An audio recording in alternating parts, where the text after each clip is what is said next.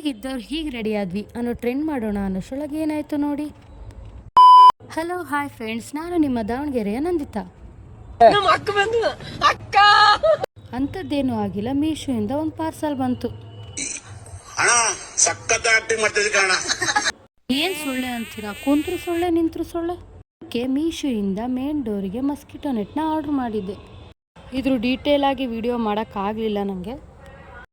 Actually ಆ ವರ್ತಿಗೆ ಒಳ್ಳೆ ಕ್ವಾಲಿಟಿನೇ ಬಂದಿದೆ. ಲಿಂಕ್ ಬೇಕಾದರೆ ಕಮೆಂಟ್ ಮಾಡಿ. ಅದಕ್ಕೆ ಗೊತ್ತಿರಲಿಲ್ಲ ನನ್ನ ಮಗ ಮೇಲೆ ಇವಳು ಹೇಳ್ದಂಗೆ ಫಾಲೋ ಮಾಡಬೇಕು. ಟ್ರೆಂಡ್ಗೆ ವಾಪಸ್ ಬಂದ್ವಿ. ಹೀಗಿದ್ದವರು ಹೀಗೆ ರೆಡಿಯಾಗಿ ಹೊರಗಡೆ ಹೋಗ್ತಾ ಇದ್ದೀವಿ.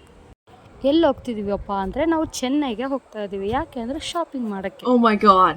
ಇದೇನಪ್ಪ ಆಟೋದಲ್ಲಿ ಹೋಗ್ತಾ ಇದ್ದೀರಾ ಅಂತ ಯೋಚನೆ ಮಾಡ್ತಿದ್ದೀರಾ? ನಮ್ಮ ಮನೆಯಿಂದ ಚೆನ್ನೈಗೆ ಆಟೋದಲ್ಲಿ ಹೋಗೋಷ್ಟೇ ಡಿಸ್ಟೆನ್ಸ್ ಇರೋದು.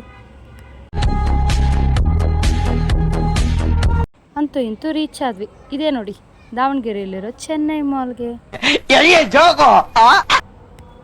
ಯುಗಾದಿ ಹಬ್ಬಕ್ಕೆ ಆಫರ್ ಇರುತ್ತೇನೋ ಅಂತ ಬಂದ್ವಿ. ಒಳಗೋಗಿ ಗಣಪತಿಗೆ ನಮಸ್ಕಾರ ಮಾಡಿ ವಾಪಸ್ ಹೋದ್ವಿ. ಇಲ್ಲೊಂದು ಸಮಸ್ಯೆ ಖಂಡಿತ ಇದೆ. ಇಲ್ಲಿ ಯಾವುದು ಬಟ್ಟೆ ತಗೊಂಡಿಲ್ಲ ಅಂತ ಇವಳಿಗೆ ಸಿಟ್ಟು. ನಮಗೆ ನಮ್ಮ ಮಾಮೂಲಿ ಅಂಗಡಿನೇ ಸರಿ ಅಂತ ಬಂದ್ವಿ. ಒಂದು ರೌಂಡ್ ಮಾರ್ಕೆಟಿಗೆ ಹೋಗಿ ತರಕಾರಿ ತಗೊಂಡ್ವಿ. ಕಬ್ಬಿನಲ್ಲಿ ನೋಡಿದ್ರೆ ಬಿಡ್ತೀವಾ?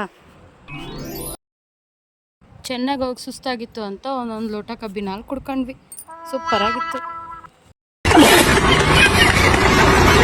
ಅಂತೂ ಇಂತೂ ಶಾಪಿಂಗ್ ಮುಗಿಸ್ಕೊಂಡು ಮನೆ ಕಡೆ ಹೊರಡ್ತಾ ಇದ್ದೀವಿ. ಇವತ್ತಿಗೆ ಈ ಲಾಗ್ ಮುಗೀತು. ಇಷ್ಟ ಆದರೆ ಲೈಕ್ ಮಾಡಿ. ನೆಕ್ಸ್ಟ್ ಲಾಗಲ್ಲಿ ಸಿಗ್ತೀನಿ.